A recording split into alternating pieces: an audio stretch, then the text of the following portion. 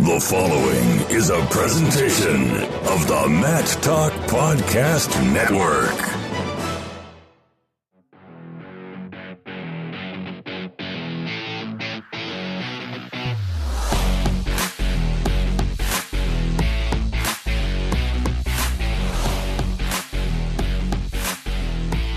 It is time for On the Mat. I am Kyle Klingman of Track Wrestling, along with the MVV of Track Wrestling. His name is Andrew Hamilton, and of course, he's with us again. Hello, Andrew. Hello, Kyle. What does MVV stand for? Most Valuable Voice. I don't know about that. Well, I do. Or how about this? The Most Valuable Valenti, because we have Matt Valenti as our guest today. Thanks to your insight and desire to get him on. Good choice. Thank you, Kyle. I think it's going to be a good show. I do too, because as many people may know, Matt Valenti was a two-time NCAA champion for Penn. If you are a wrestling guru, as we are, you would know that. But I did not know until you told me this maybe last week or 2 weeks ago, whenever it was, that he is the chair of the NCAA Rules Committee. So we're going to talk about his career at Penn, but we'll get a deep dive into the proposed rule changes, which I think are interesting this year. The hands to the face will be one that we will definitely talk about, along with potential stall call after a video review, some weigh-in rules. So we have a lot to discuss with Matt Valenti. You think we're gurus? I do. I think we have a strong game. I do. And the strong game part comes from Scott Beck, because he's our number one guy for the mailbag. But we were talking about, hey, what do we have a strong game in? And he's said he has a better Bob Dylan game than I do. And we're both Dylan gurus. You have a strong baseball game. We both have a strong wrestling game. I also have a strong Larry Bird game. I feel like I can go toe to toe with most people with Larry Bird knowledge. I don't know what other game you have other than baseball and wrestling, but that's where we are right now. I have 3 games where I feel like I'm strong: wrestling, Bob Dylan, and Larry Bird. You're baseball and wrestling. If you could get a third in there, I'd be pretty impressed.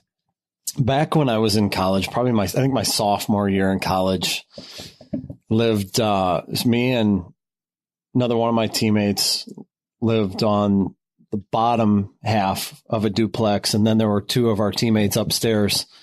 We get into some conversations sometimes. We had a conversation that one of the dumbest conversations I've ever been involved with, but it went on for like an hour on whether it was better to be a guru or to have savvy. Wow. That is a good question. I don't know that that's ridiculous. I think that is a really good question. I would actually say savvy. Are they kind of one and the same, though? No. Savvy to me means that you can be smooth and debonair and not really know anything. Guru means you can be someone who's good at Jeopardy, and that's not going to be something that can help you in your career. In an interview, if you're savvy, I think that's going to be better than being a guru. That's just my take, because you can know a ton and not execute it very well. Let's look at a little search here on what the definitions are. Savvy, shrewdness and practical knowledge, the ability to make good judgments. Okay. And guru, a spiritual teacher, especially one who imparts initiation. I had guru a little bit wrong. I thought that more as a savant. So I guess I was thinking guru a little bit different. So I'm definitely going savvy on that. Guru also says here an influential teacher or popular expert. Okay. So, all right. Here you go, Kyle. Well, how's your Iowa football game? Because you are the Iowa football beat writer. Do you think it's gone downhill? Or 100% it's gone downhill. It's out. Do you have any Iowa football game anymore? From 2002 till 2010, I can remember some stuff when I was on the beat. And then my pinch hitting experience in 2015 for a little bit. Outside of that, like, I probably can't name half the 2 deep right now. No way. Yeah. Well, here's why your wrestling game is strong. And you threw me a curveball, not literal curveball, but when I could throw you one, you could, and I wouldn't hit it. But I think it was 2 weeks ago we were talking about Rico Chiapparelli, and you constantly say, I'm a live in the now guy, live in the moment. I don't know much about history. And then you're throwing out stuff about Rico Chiapparelli. He won a national championship in 1987, but then you knew he won a U.S. Open championship in 1991, but he didn't 89. have his trophy. 89. See, I didn't even have it right. How you knew that? See, you have this stuff in your arsenal, but I don't even think you realize the power of your historical knowledge. You have it there. I can't take full credit for that. Pat Downey gave me that one. But you remembered it. I remembered it. I checked with Alger on it too. I followed up with Royce Alger on that. I can't remember what the question was, whether it was like, hey, did Rico only win one? Did he win one? Who did he beat? That type of stuff. Was it 89? Pat Downey was right. It was 1989. You got it. Beat Alger in the finals. Oh, okay. So he 2-1, Royce said. 2-1, huh? Mm-hmm. Now, as we talk rules, of the rules that are being proposed, which one is the most interesting to you? Video review, like the stall call attached to video review. I don't know if I like that. I don't know if I like where we're at with video review right now. Feels like we're spending a lot of time on video review and not a lot is getting changed. I'm not saying that every call needs to get changed, but when there's only like 18% of calls in like the last 5 years or so at the NCAA championships that are getting changed, I don't know about that, especially when you look at Major League Baseball umpires who are unbelievable. Like we looked at a call, what was it, the Yankees walk-off the other day, where we looked at a throw to the plate, and it looked for sure like Cam Maben was out of the plate. And umpire called him safe. And then they went to review, and he was safe. He was spot on. And then there are bang calls like that it blows my mind. You watch it on TV, you think that they've messed up the call for sure. And the umpire nailed it. He was spot on with the call. So I don't know. My point with that, Major League Baseball, I think was like 42% last season of calls that went to video review got overturned. And so we're at 18% for the last 5 years at the NCAA championships. I want to say that, maybe they're right. Maybe they nailed 100% of those calls that there only should have been 18% overturned. I got to think that the actual number of calls that should have been overturned is probably closer to 50% than 18%. But I wonder if we just don't have the technology yet. If only one camera angle is contributing to that. If technology for what we have right now is not up to speed, and there are obviously costs associated with that, if that's contributing to the fact that we're just not able to execute video review maybe as highly as what it should be done. I don't know. You have a point there, though, especially I've seen it at the Division II level where you have one camera angle, and if that camera angle is off the other side and the move took place on the other side, you just can't even see it in that scenario. So with that, that's where I wonder if this, like calling somebody for stalling is, it's already penalty enough that they're losing their challenge, I think. But I see where they're trying to go and not let people game the system and take a break or things along those nature and stop the matches from getting disrupted. But if Kyle, if you're in my corner and you think you see something and you toss in the brick, but I don't want you to toss in the brick, I have no recourse there. I can't toss the brick back. And if I know I'm going to lose the video review, not only have I lost my challenge for later on, but I've also lost a stall point now or stall call now. I don't know about that. I think that there are some flaws with video review right now. So that's interesting. I'm also curious just about where things sit with the edge of the mat rules with stalling, action call. Yeah, that alone is an interesting dive into where that goes, because that's drama in itself, because every time you go out of bounds, you're watching the official to see what he's going to call. Now it becomes, all right, you saw the action. Now we just go over to the official. What is he going to call? It's a guessing game, right? It's like you bingo. Have no clue. Yeah. But with the video review, isn't it fair to say that Mark Hall would not be an NCAA champion without a video review? Potentially. Yeah. Because Casey Cunningham saw something. Saw the headgear grab. And it's interesting that one got called and yet the one on Fix did not. Right? Yeah. There's a couple scenarios where it did go two different ways. So it can make a difference. Should back up a second and say, like, I think if we've got the technology to do it, we should do it, right? I mean, if you get the technology to get the call right, you should try to get the call right. I just think that we've this step with the stall, I think it's probably becoming a little too punitive for the fact of the matter is, if you're challenging a call, you're probably going to lose the challenge anyway, right? I mean, the statistics at the NCAA championships say you're going to lose 4 out of 5 of them already. I just wonder if we're kind of phasing out video review now. If coaches feel like I don't have a really good shot at getting this overturned, and it's going to cost me a stall warning if I'm just not going to bother challenging. I wonder what the numbers are throughout the season. I don't know if there's data for that. Yeah, I don't know. That'd be more but you're talking with the NCAA championships, you're talking 5 years worth of data that comes out to.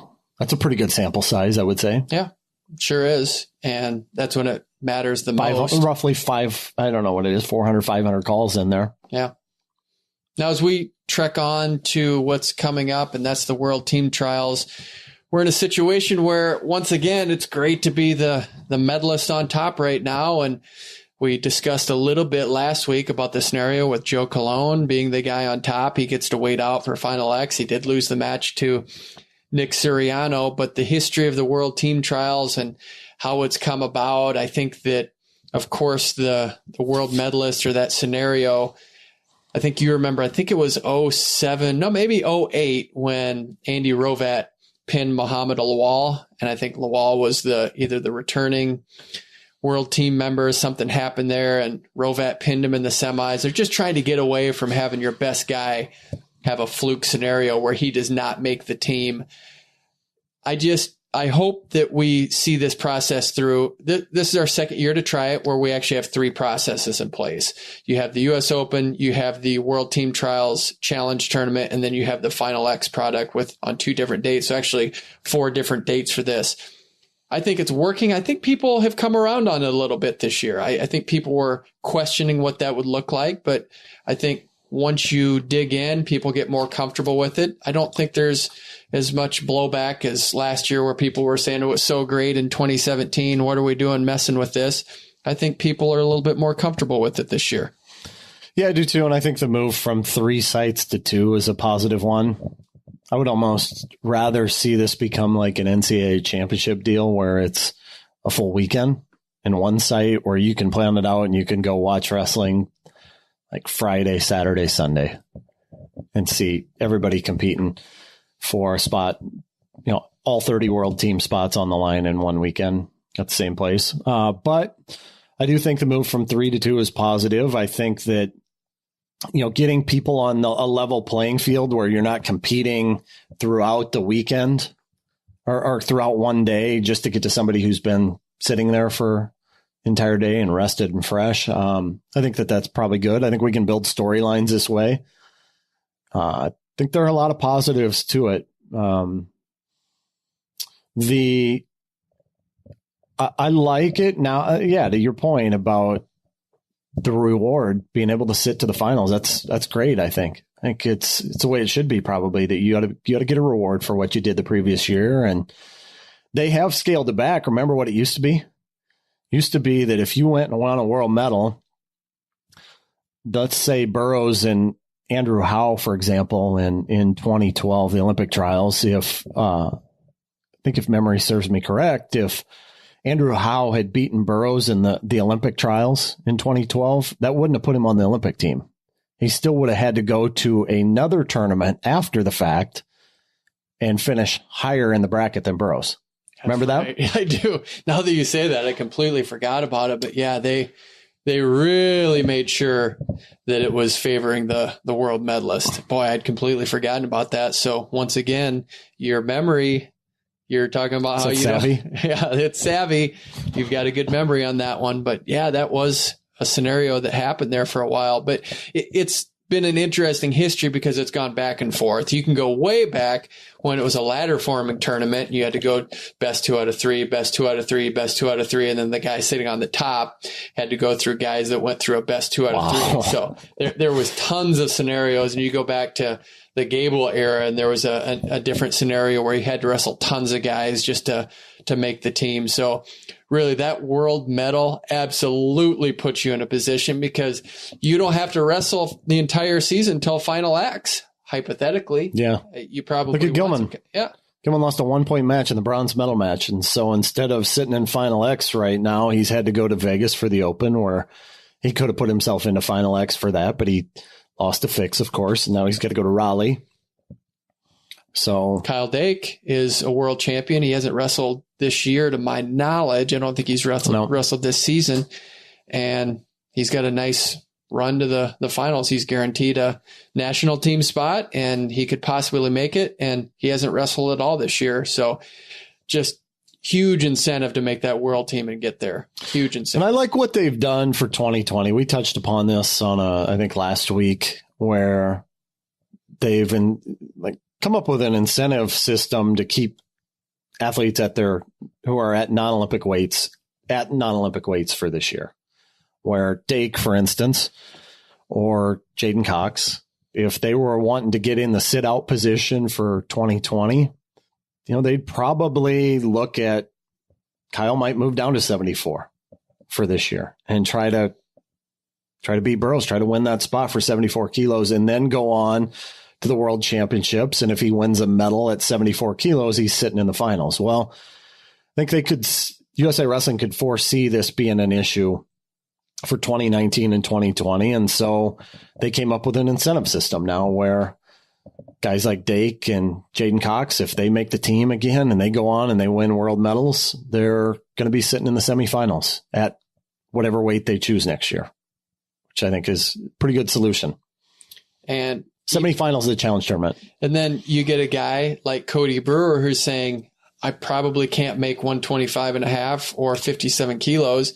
This might be it for him. This might be his last year, like you said last week. So I just, the six weight classes, I would think there'd be some conversation about the difference between 125.5 pounds and 143 pounds. That's massive. And I would think that the powers that 74 kilos and look at that. 86. That's huge. Yeah. And you would think that they would see that and say, you know what? That is a pretty big gap. We might need to add 2 more weight classes or 1 more weight class, whatever that might be. But they certainly don't seem to think that way. And there's just going to be a lot of Olympic tragedies because of this. And it really is too bad because we get to see some great competition, as we've talked about. But there's going to be a lot of good guys sitting on the sidelines. There's going to be some tweeners. What's a guy like Mark Hall do next year? I think he's put on some mass since he started in college, right? I mean, he's a bigger guy now than he was, even though he's wrestling 74, he's a bigger dude than he was when he started in college. You can look at him and see he's bigger, stronger, and can he get down to 74 kilos again next year? What's Zahid do? Zahid's going to go up, I would imagine. Yeah, but then I would think go up, right? Bo Nickel will go down, I would think. I don't know. Yeah. I think he's going to go up. You think he does? Okay.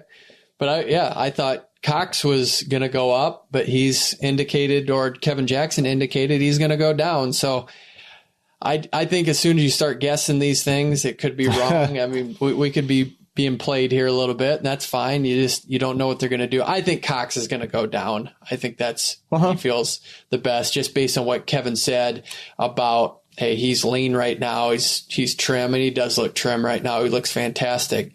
He said that was part of the reason why he went out to the Olympic Training Center too, right? Yeah. Just to get on that diet plan, that strength and nutrition plan out there, and start working his way down.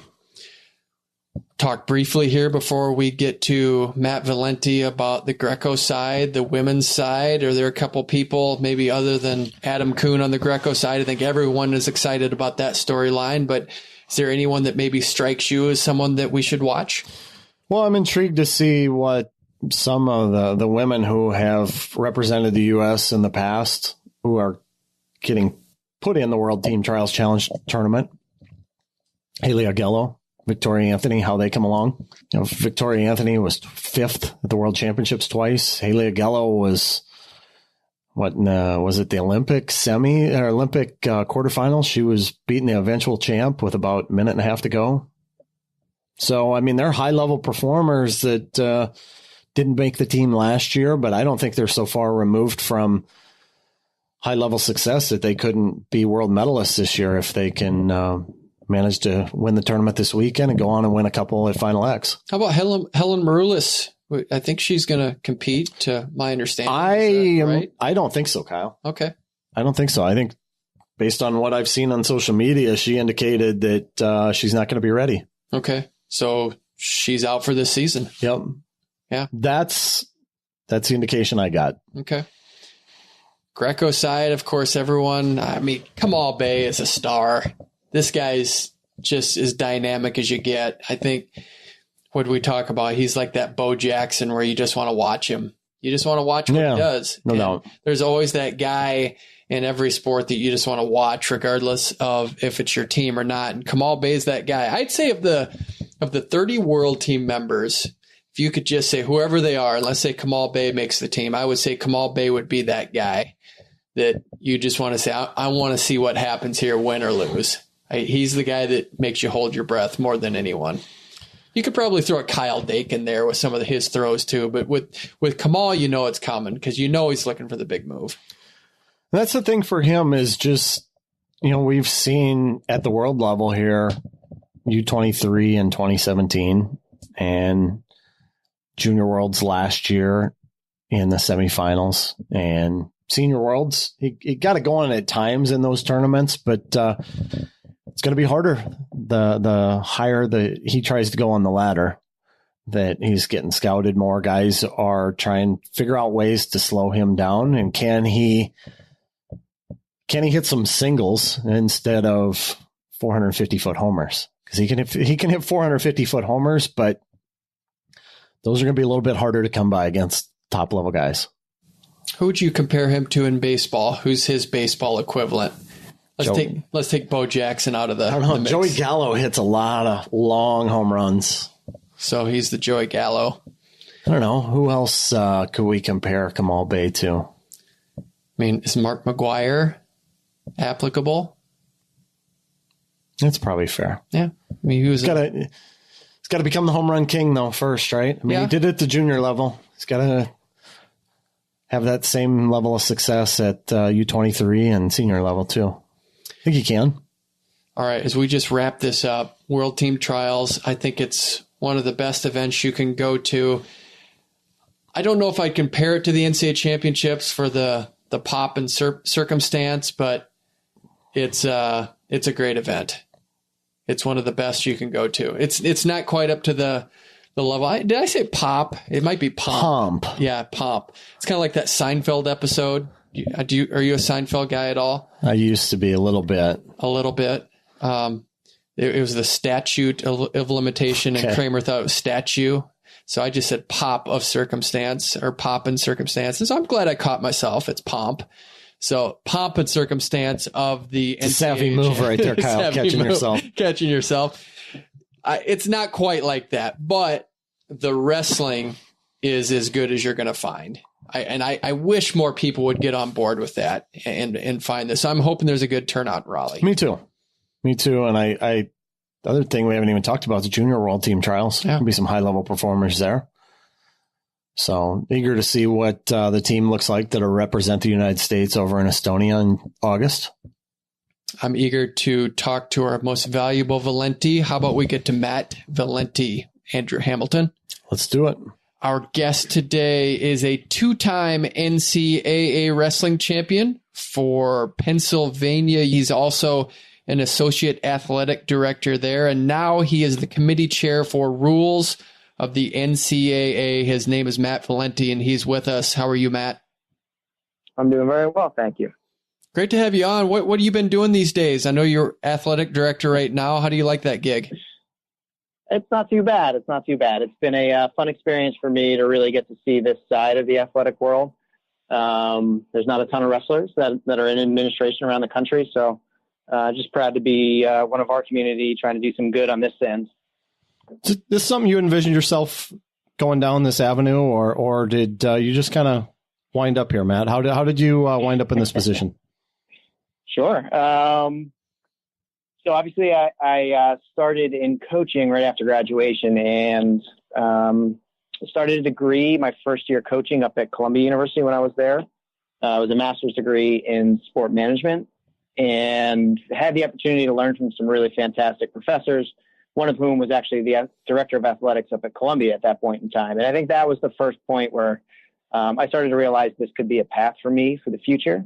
And then when I came back to Penn, I was offered the opportunity to work actually part-time coaching, full-time coaching, part-time administration, which really was full-time for both. And loved my experience doing that. And when our new athletic director came in 5 years ago now, she asked me to move over to the administration full-time. And it was an exciting opportunity. And I've just kind of been trying to grow within administration in the last 5 years. You mentioned that you get to see a different side. What kind of things do you get to see in this athletic administrative role that you would not see as an athletic coach? Sure. I think you get a little bit more of the 30,000 feet view of what goes into running athletic departments in general. My specific area that I oversee here at Penn is student development. And at Penn, what that is our academic services, academic support group. It's our civic engagement group. It is our admissions and financial aid process here, which I'm sure everybody knows has been in the news recently, but overseeing that process as well. I've overseen NCAA compliance. I've overseen a whole variety of things that kind of fall under that area. And then I actually directly oversee a number of sports as well. So I'm the supervisor for a group of sports. In my time over the last 5 years, I've overseen 13 different sports.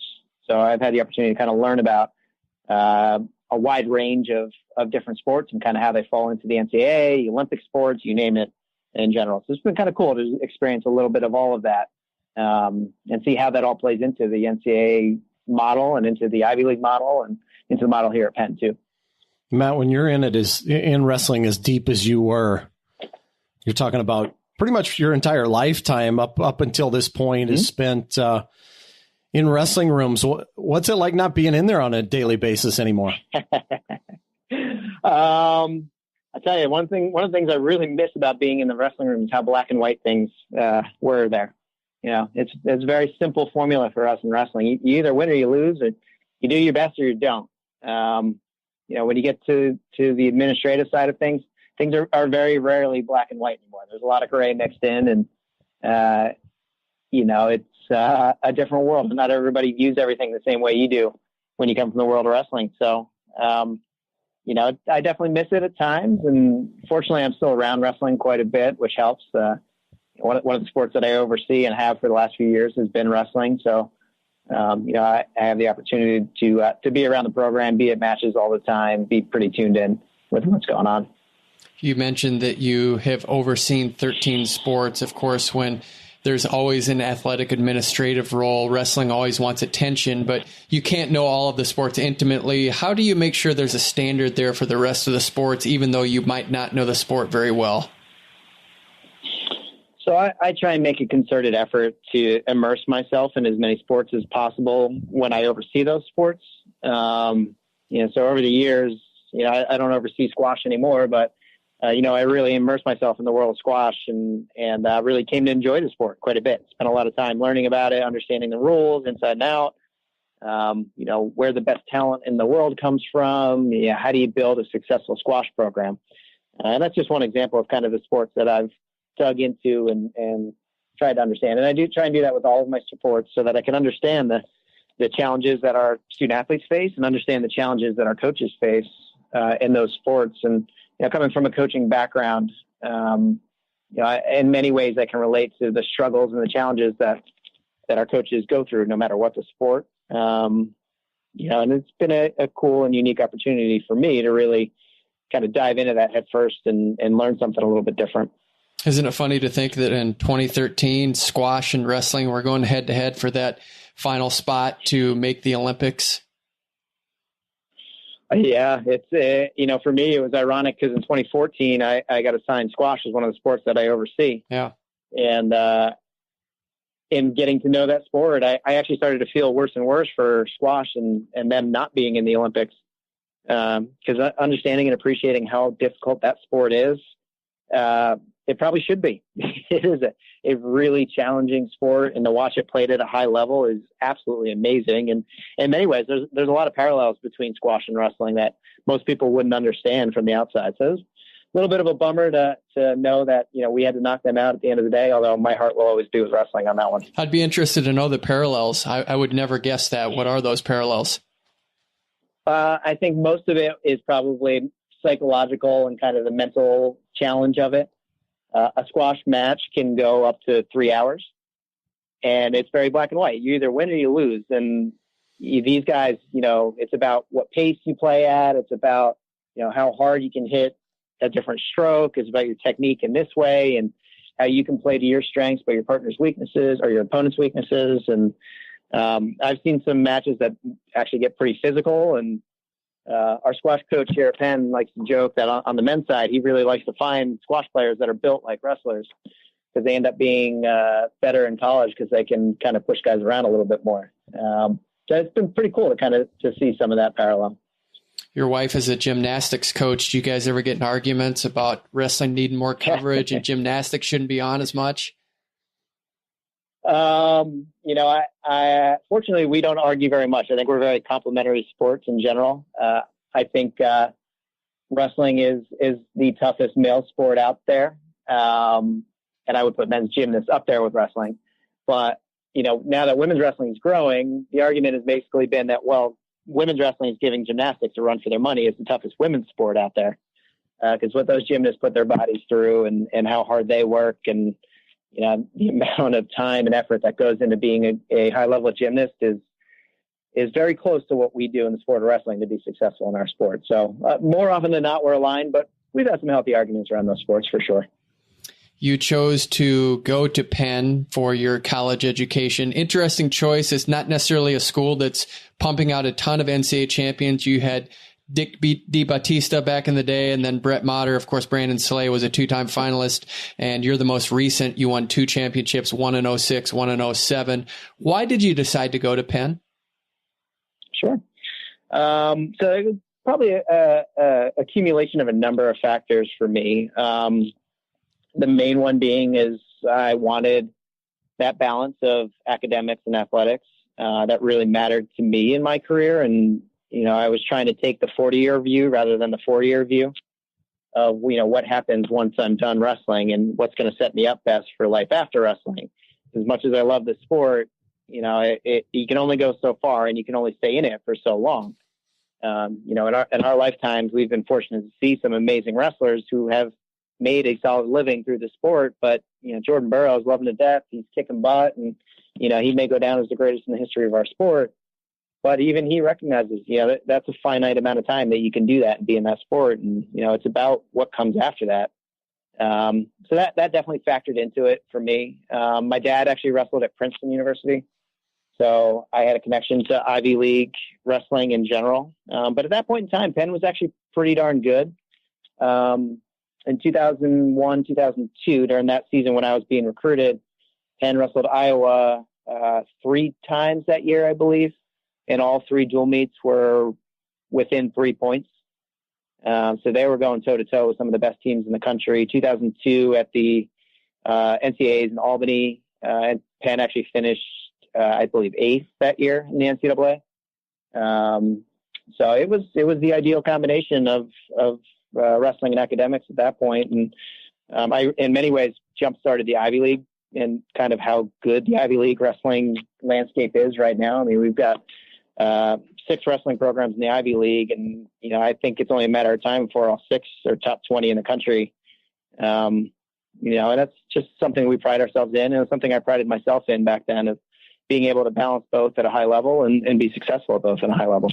You were recruited by Roger Reyna, and then Zeke Jones came into that position while you were there.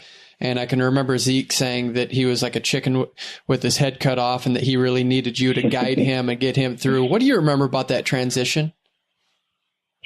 It was a really difficult transition in general. Roger, for a variety of reasons, was an institution here within the sport of wrestling, but also at Penn. And he had built something out of nothing, and it was big shoes to fill for somebody coming in. And the expectations of our alumni community, of our school, of, people around the sport were very high. And the moving parts of what it takes to be successful in an Ivy League school it's not quite the same as it is other places. So, coming in, it is definitely a challenge for anybody who hasn't been in this environment before. And we see it across all of our sports. It's very similar.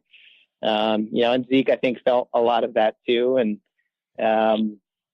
fortunately, I had been here for a couple of years at that point, and, was very proud of our team and what we'd been accomplishing up to then. But, was happy to step in and try and help Coach be as successful as he possibly could be.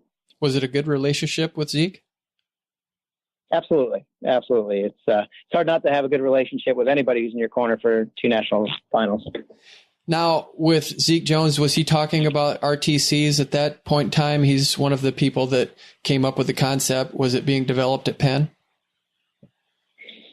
So interestingly, I would say the first real RTC was Foxcatcher.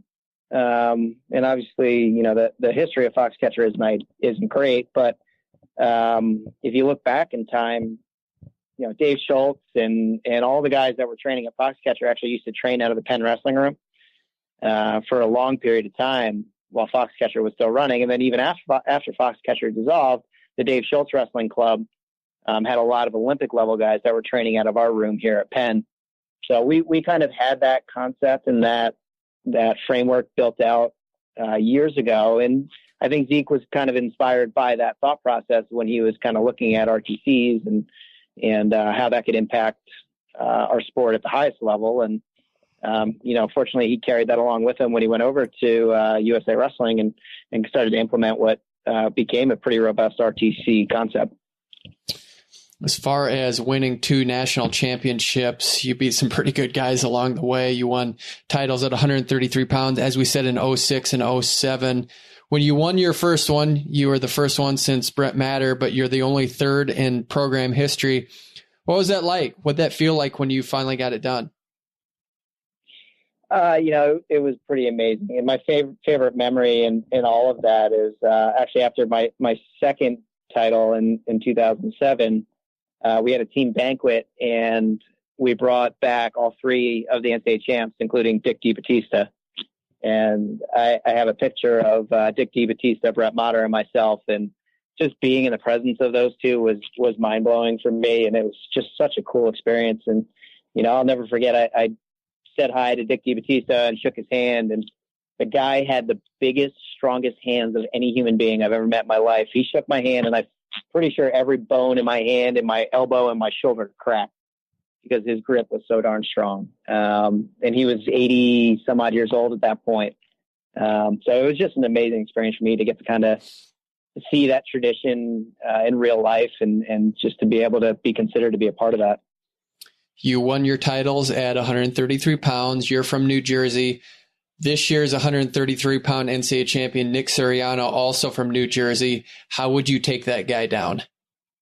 I'd probably go back in time to the first time I ever worked out with Nick Suriano, and I'm pretty sure he was like 8 years old. And I took him down a bunch of times back then. I think that was my senior year of college. So that's probably my best bet at this point. Okay. Back in time. Yeah. What do you think about Nick Suriano? Interesting guy. He is hard to take down, isn't he? Oh, he's got fantastic defense. Part of a good offense is not being able to give up points. And if you can't get scored on, it's hard to lose. I was not the most dynamic offensive wrestler out there. So in many ways I relate to Nick and what he's done and what he's doing. And I think he's probably got even a little bit more offense than I do. but he's just such a tough kid. He wrestles so hard. He keeps such good position. He's so hard to beat in general. And obviously I have a soft spot for any Jersey guy, but especially for a Jersey guy that I watched grow up in the sport and was fortunate to actually spend some time with when he was way younger. As we mentioned, you are the chair of the Rules Committee. Let's just start with how you got on this role, how you are a part of this committee. Sure. So a couple years ago, I was taking a look at NCAA committees and what had openings, and I noticed that the NCAA Rules Committee had an opening. And it's a combination of Division I, Division II, and Division III coaches and administrators.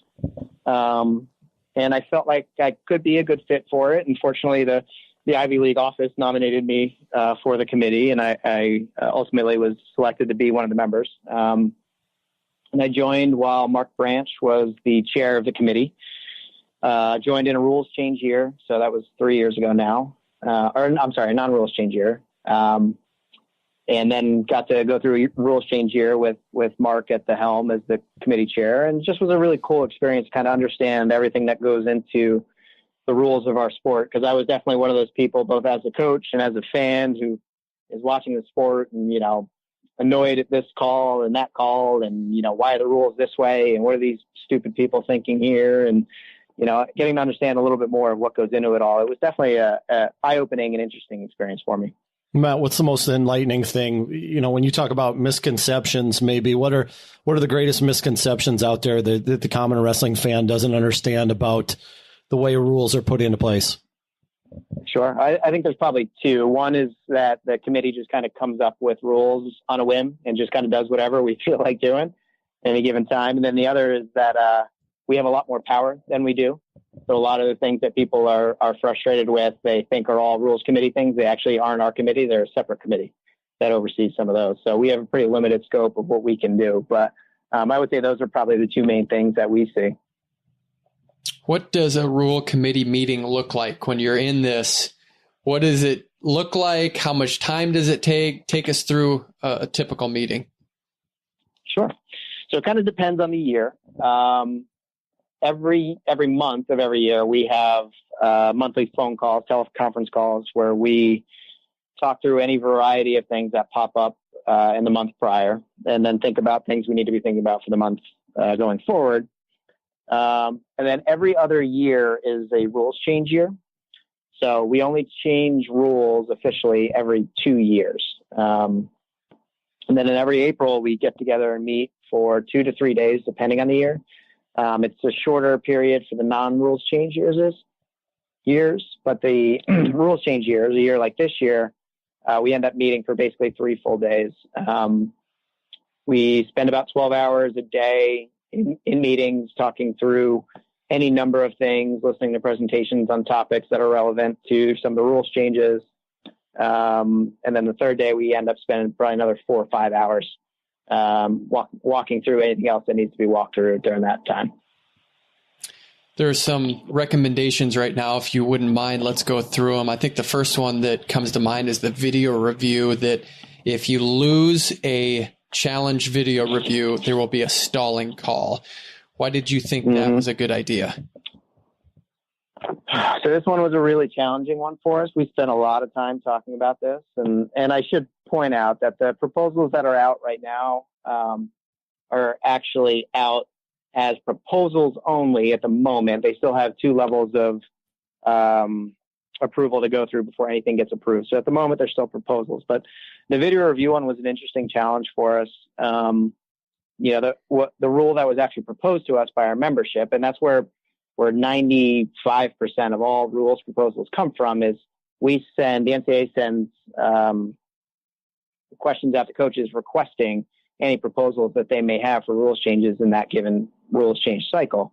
And that's what we work off of. 2 years ago, I think we had over 100 rules change proposals that we had to get through.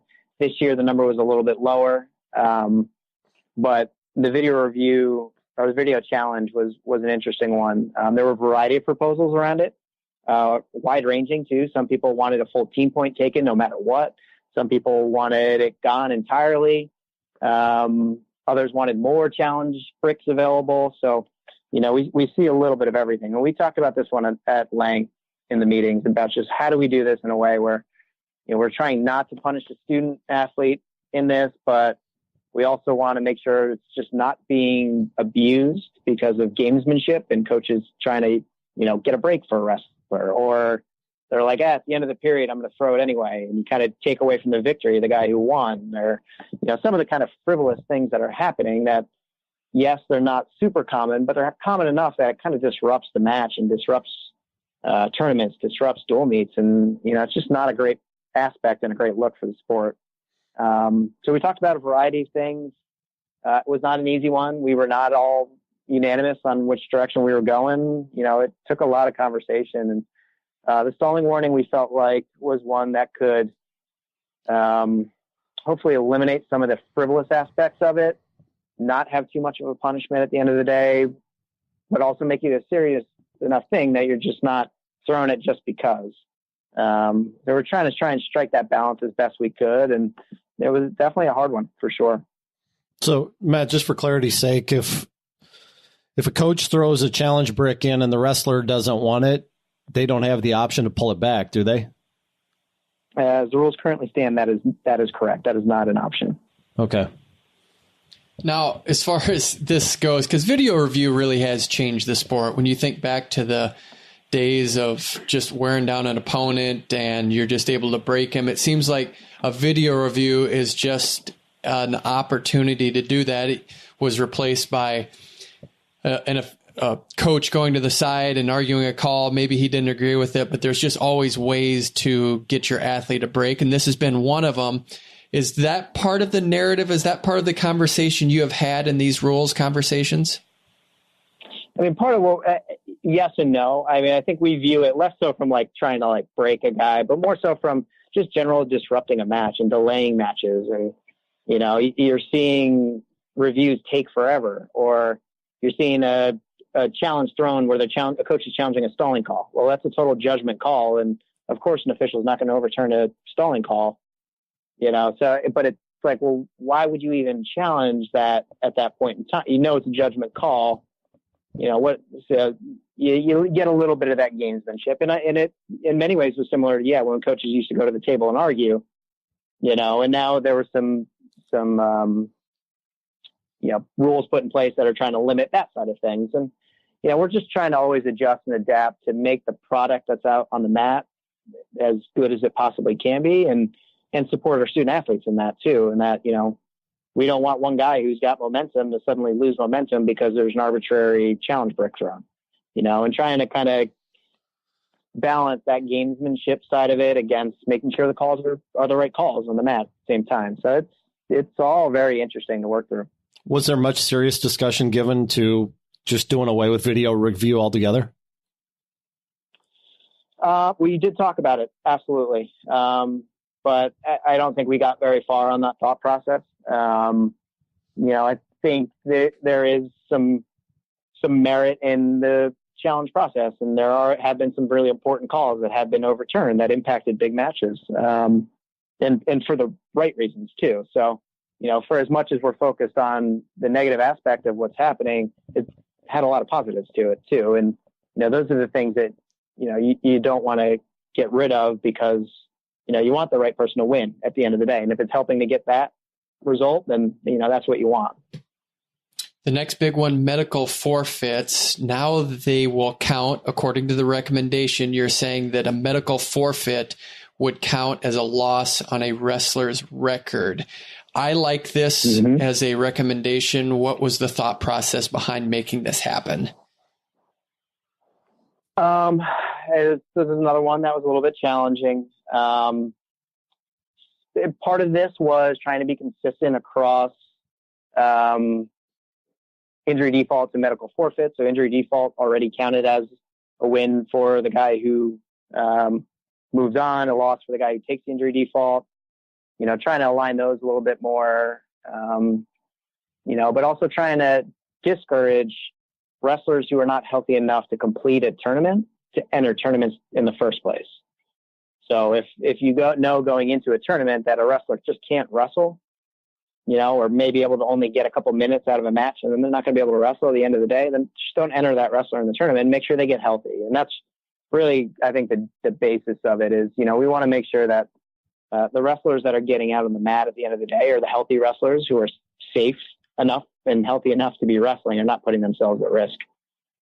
So just as an example, a couple of years ago, Jason Nolf went through the semifinals, qualified for the national tournament, but then forfeited out to sixth place. As it stands today, according to these recommendations, there would be 2 additional losses on his record. Is that correct? That is correct. Okay. Now, I think as we look forward, weigh-ins, the one was, I think a lot of people have wanted a 2-hour weigh-in, and given that extra time, I think gives it some extra recovery for the wrestlers. I would think that would be a unanimous yes on the weigh-in procedures. What would you see behind the scenes on that one? Not as unanimous as you might think. I think our committee was very supportive of it. And part of it, to be honest, is the medical, there's another committee that's on this committee on safeguard and medical aspect of sport. They were supportive of this, in part because they didn't feel like 1 hour versus 2 hour was really significant in terms of recovery time. And that, you know, if you're asking some wrestlers to weigh in and then compete within an hour, you know, that 2 hour, that adding that hour is not that big of a deal. Where we actually saw a little bit of pushback and a little bit of just kind of questioning was, you know, some of our Division II, Division III schools that are facing tighter windows where they have part-time coaches and, you know, they have to travel and come back in the same day, and having to travel for an hour earlier could impact those sports. But we felt like at the end of the day, this was in the best interest of the student athlete, and it was supported by the medical community, and it was really hard to argue against it at the end of the day. How'd you untangle the hands to the face issue? Mostly through Twitter arguments and social media. No, I'm kidding. We were struggling with that one, honestly, because I think most people would agree that where hands to the face was and was going was not great. There's a little bit too much of true hands in the like eyes, nose, mouth area happening, and it's just not good for the sport. It looks ridiculous. It's dangerous. But there's also the side of it where, you know, that is an incidental contact type thing that happens in the sport. And, you know, you want to make sure you're protecting some of the tradition of hand fighting and incidental contact and things that happen along those lines, but also disallowing, you know, situations where guys could get hurt and potentially seriously hurt. And you think back to guys like John Trench who, you know, are really damaging their eyes and have to wear goggles. You don't want to see that in the sport. So it took a lot of thinking, a lot of brainstorming. We were trying to make an adjustment without creating an entirely new rule, if possible. Because new rules can just get messy, and there's already enough warnings and this and that. And, you know, was there a clean way to do it? And we talked about making the legal hold, but thinking of it, and we'll make sure if it does pass that we talk to officials about how it is approached from an official standpoint, is that we want officials to think of it as like an arm bar, right? And you can get an arm bar and it starts to slide up towards a chicken wing, which chicken wings are illegal, but the official is supposed to warn and prevent it from becoming illegal whenever possible. So an official can say, hey, watch that bar. Don't let that come up. If it starts to slide up, they'll say, hey, don't take that any further. If it keeps going, he can stop it and call it potentially dangerous. And then if it go back to it again later, he can call it an illegal hold and say, listen, we talked about this. Stop doing it. And if you do it again, I'll hit you. And then he, you know, a wrestler does it, you can hit him. In the same way with an armbar, if a guy, you know, cranks it to a chicken wing, runs it over, and like clearly is going to jack a guy's shoulder up, they can call that illegal if they feel like it's that bad. So we tried to make it fit more like that, where, you know, we're still saying, hey, don't poke somebody in the eyes and, you know, get your thumb out of his nose, but hey, you know, keep your hand out of there. You're getting too close to that. Don't let your hand get in the face. Stop it if they need to, but then also still call it if the call needs to be made. So it's fair to say just giving officials more latitude to use some common sense here? Yeah, 100%. Going back to the weigh-in procedures, I know that they said, hey, it doesn't really make that much of a difference between an hour and 2 hours. You wrestled, you know, how much does an extra hour help you? I mean, I was a lightweight, so, you know, for me, 1 versus 2, I mean, 1 hour weigh-in, I feel like, the water you put in your system, you're having that repeat on you by the time you get on the mat anyway. 2 hours, it may still repeat on you if you drink too much of it, but you can still feel it at the end of the day. If you're not losing weight the right way, you're still going to feel it, whether it's 1 versus 2. So I think in the grand scheme of things, if you're losing weight the right way, and we feel like most wrestlers are doing that now, you're going to be fine, whether it's 1 versus 2. There's already precedent of 2 with tournaments. Now we're just kind of making it consistent across the board. What's tougher, being an NCAA champion or being on the rules committee? 100% the rules committee. Really? It's tougher to be on the rules committee than win a championship? No questions asked on that one. Really? Why so? Oh, yeah. It's challenging because, one, we're a very opinionated group. Wrestlers in general, they are not shy about sharing what's on their mind, about what they think of everything. We're also very rooted in tradition. And at times, and I'm guilty of this as much as anybody else, we're a little resistant to change too.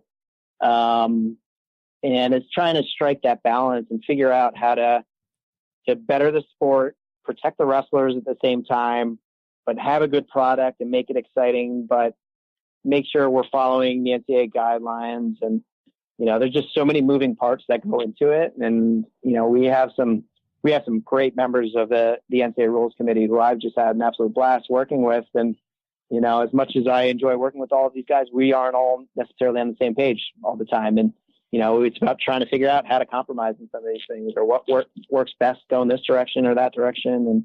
And, it's definitely a unique and interesting challenge. And, it's fun in a ton of ways, but, we definitely, we take some heat. We know we inspect that coming in, but, it's interesting and tough challenge. Wrestling, I could control what I was doing.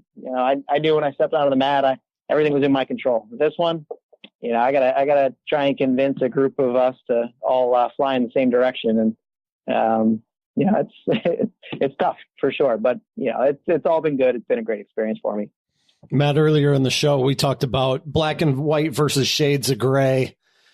When you look at the edge of the mat rule, a lot of people clamoring for a straight push out, a step out rule like international styles. How much discussion was given to that, and why didn't you go down that path? Not much at all. And in part because our membership is not supportive at all.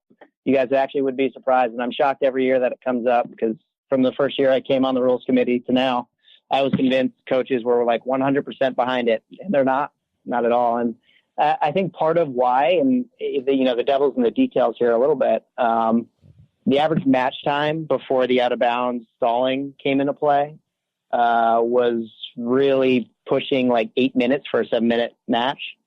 And it's decreased significantly. And one of the intents, and one of the things we talk about in the rules committee is, there's the rule and how it's written, and then there's the intent of the rule and what we really want to happen at the end of the day. So with that rule, what they really wanted to happen, and that one actually predated me being on the committee, but what they wanted to happen was less stoppages and increased action on the mat. Right. So what we've seen in time is, as wrestlers have adjusted, coaches have adjusted, the average match time has decreased significantly, and the average number of stoppages in matches has decreased significantly. Right. So you're getting more wrestling action in the same amount of time with less stoppages. So while on the surface, it may be a little gray on the edge of the mat, what you're getting is more wrestling in the center of the mat at the end of the day. And if you look at freestyle, in many ways, freestyle can be a little bit tough to watch sometimes because there's so many edge of the mat stoppages and disruptions that the match is just kind of choppy, right? There's all these whistles, there's all these stoppages, and it's not just edge of the mat. It's, every time you touch somebody's fingers, it's every time there's a passivity call, it's every time, and there's just tons and tons of stoppages, and the flow of the match is never allowed to continue. So the flow of the match now is actually deceivingly better than it once was. And that was really the intent of what the rules committee was getting at on that one. So the edge of the mat is been a fascinating one for me, because I was really convinced that, our NCAA coaches, our NCAA membership, we're going to be fully supportive and 100% want to go that way. And there's really just not an appetite for it right now. Andy had a great interview with Mark Branch, the head wrestling coach of Wyoming, where he said when Kevin Jackson was on the rules committee that they would physically go through maneuvers and show here's what it might look like if they went out of bounds. Do you see that happening where coaches actually kind of role play and try to figure out scenarios? Oh, I've been the victim of that a few times. Yeah. No, we definitely, coaches and administrators. And I can't say we're fortunate right now in that we have a couple of administrators on the rules committee who are also former coaches and wrestled. So they know the sport pretty well. But yeah, I mean, we got a kick out of, this year we were talking through a couple of things, and we got big old Lonnie Morris out there, trying to show something on Tim Shields, who I think was an 18-pounder in college. So, you got a heavyweight and 18-pounder trying to show technique and figure out how to work through a situation. So we definitely are hands-on, probably more so than most rules committee in the NCAA. But we have a blast with trying to figure out things like that. Do you see a trend where a Division I coach comes in with a different way of thinking than a Division III coach?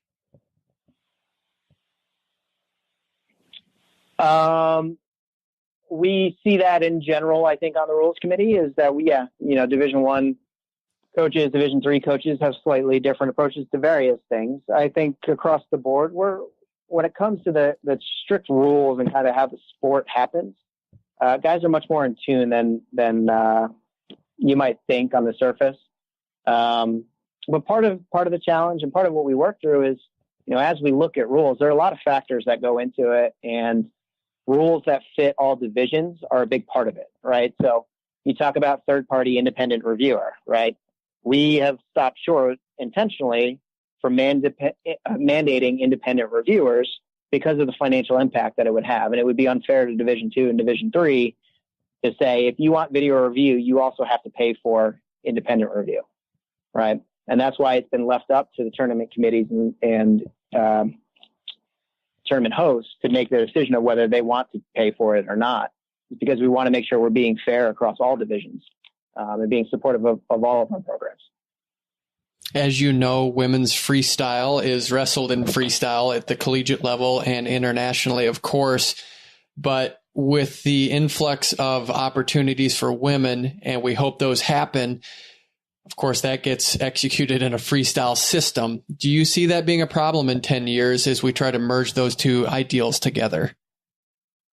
Well, one, I really hope it's a problem sooner than 10 years. But two, yeah, absolutely. And that's something we actually talked about in the rules committee this year was, it feels like the day of women's wrestling being an officially sponsored NCAA sport are not far off. And we need to start thinking forward about how they are going to get integrated into the NCAA Rules Committee and into the NCAA rules system as a sport. Do they need their own separate rules committee? Can we find a way to roll them into ours? How do we handle that? Because I think it's a great trend in the sport. I hope that it's a reality sooner rather than later. But it also is going to be something that we need to have on the top of our minds so that when it does come, we're ready to roll and we're ready to figure out how to help support those women, at the college level. Some great progress, though. Iowa Wesleyan is adding. You had Grandview add. You have Augsburg. We want to see this happen. How soon can we expect Division I women's wrestling? I'm probably not the right person to ask on that one. That one doesn't fall within the purview of the Rules Committee. But I would like to think, and I certainly hope it's very soon. And my gut is that is the case. I think we'll start to see it here before too long. It's one of the fastest growing sports at the high school level right now. In fact, our high school participation numbers are only going up for wrestling right now because of women's wrestling. We're actually not doing well on the men's side, but we're doing much better on the women's side. So, I think that trend has been noticed. I think the high school associations are definitely seeing that, and that's why you're seeing this influx of high school associations recognizing and hosting women's championships. So I think the writing is on the wall that women's college wrestling will be here before too long. We mentioned that your wife is a gymnastics coach. How much could wrestlers benefit from getting in gymnastics in an early age? Oh, boy, I should put my wife on for this one. She'll give you another 45 minutes worth of topics to talk about. I think looking back on my career, I wish that I had more of a gymnastics background. And you look at some of the best guys out there right now, guys like Yanni, right? You see some of the freakish positions that he's in. He's able to do a full split out of a double leg against the number one guy in the world. And he's got that body awareness to some way, shape, or form get out of that. And some of that's kind of alienish, freakish type stuff. That's, innate ability. But, some of I would say, the best wrestlers out there have that body awareness that a sport like gymnastics absolutely teaches. And I think, having some background in it, even at a young age, I think it's probably the best first thing to learn, even if it's, age 4 through age 10, and that's it. What you learn and how you learn how to control your body is something that absolutely rolls over to wrestling in a really beneficial way. Matt, if we see it at a tournament or the NCAA championships, let's just count on going through some scenarios so that we can do our role play about how these rules work. How does that sound? Sounds like a plan to me. I'm always open to it and happy to talk through anything with anybody at any time. We really appreciate this. Thank you for breaking all of this down for us. We enjoyed this interview, and we look forward to chatting with you again soon when we get it all figured out and we have a perfect system. Well, if that day ever comes, let me know, because I'll retire from all of my jobs and be a happy camper. Exactly. But pleasure talking to you guys. I appreciate having me on. That was Matt Valenti, 2-time national champion for Penn, associate AD at Penn, and he is the chair of the Rules Committee. Andrew, we have information there that we've talked about through the entirety of the show, but I think the one that everyone was probably interested in knowing was the hands to the face, and we got some clarity there. Yeah, so I think one of the things that I asked Matt about was just the officials having the ability to have more latitude to use common sense, and I think that's a good thing, right? I mean, we're seeing calls on hands to the face where it's not obvious to the official, and yet they go to the video review, and I don't think that was ever the spirit of the rule, like what we were trying to get to, right, with hands to the face.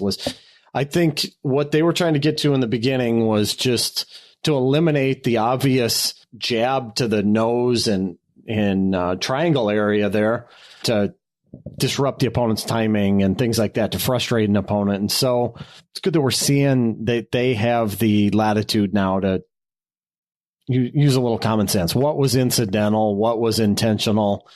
Draw the line that way. I think that's good. I think we were in a spot with hands to the face that I know what they were trying to accomplish with the rule, and the execution of it probably didn't work out quite the way that they had hoped this year, and a lot of people got upset with it. Hopefully this is a step in the right direction. I think it is. In the medical forfeits, he had brought up a scenario that I hadn't thought about. I only saw it from the vantage point of you get to the semis and then you forfeit out and you would lose those 2 matches.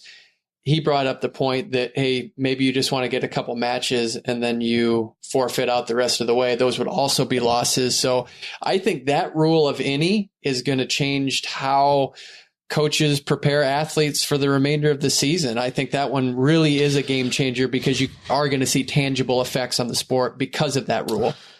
Yeah, if it happens. It obviously has to go through first. And so I'm eager to see how I feel about this a year from now if it goes through. I like to let things play out before I fly off the handle about something. But yeah, I would probably have leaned more towards implementing that rule just for the postseason, but we'll see how it works. I think it could be interesting to see how it shakes out. And I think going back to a point that Adam Tirapelli always makes, who we had on the show a couple months ago, you have to have a large pool of data to really see how it plays out. I think that's probably what you're saying, is that you can't just have this at the all-star meet and say, with problem fixed, this is how it's going to look, because coaches, athletes will find the loopholes and find a way to make it the path of least resistance. And they'll try to find the best way to overcome that rule. And so I think you're right in saying, let's look at an entire season to see what it looks like and see how it plays out before you make a judgment, or at least have some data in place before you say this is absolute what it's going to look like. Now, well, look at hands to the face, for example, right? We had a full year of it to realize, like, maybe we went a little too far on it. We did. But you can't blame a coach like John Smith in the scenario at 133 pounds. If they're calling it that way, of course he's going to throw the brick on that. Yeah. These guys want to win. Yeah. So they're not going to they're going to do whatever they can within the rules, right? Yeah. And that's a rule. Yeah. So they're going to find every single way to get a win based on the rules. So fun to talk to him. Some scenarios came up there that I wasn't expecting, but I'm glad we had a chance to talk with Matt Valenti. As always, for Andrew Hamilton, I am Kyle Klingman. You have been listening to On the Mat.